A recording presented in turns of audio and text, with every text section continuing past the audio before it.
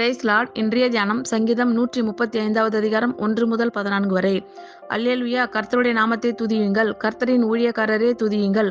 கர்த்தருடைய வீட்டிலும் நமது தேவனுடைய ஆலய பிரகாரங்களிலும் நிற்கிறவர்களே கர்த்தரை துதியுங்கள்.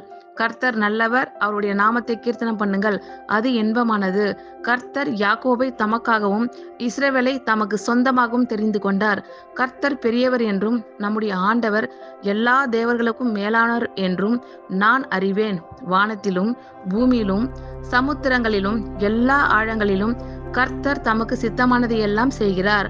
அவர் பூமியின் கடையாந்தரங்களில் இருந்து மேகங்களை எழும்ப பண்ணி மழையுடன் மின்னலையும் உண்டாக்கி காற்றை தமது பண்டக சாலையிலிருந்து புறப்பட பண்ணுகிறார். அவர் எகிப்திலே மனுஷருடைய தலை பிள்ளைகளையும் மிருகத்தின் தலையீற்றுகளையும் அடித்தார். எகிப்து தேசமே, உன் நடுவில் பார்வோன் மேலும் அவனுடைய எல்லா ஊழியக்காரர் மேலும் அடையாளங்களையும் அற்புதங்களையும் அனுப்பினார்.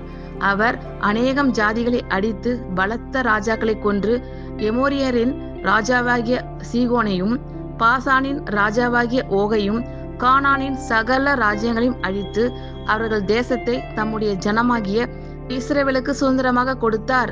கர்த்தாவே, உம்முடைய நாமம் என்றைக்கும் உள்ளது. கர்த்தாவே, உம்முடைய பிரஸ்தாபம் தலைமுறை தலைமுறைக்கும் இருக்கும். கர்த்தர் தம்முடைய ஜனத்தின் நியாயத்தை விசாரித்து தம்முடைய ஊழியக்காரர் மேல் பரிதாபப்படுவார்.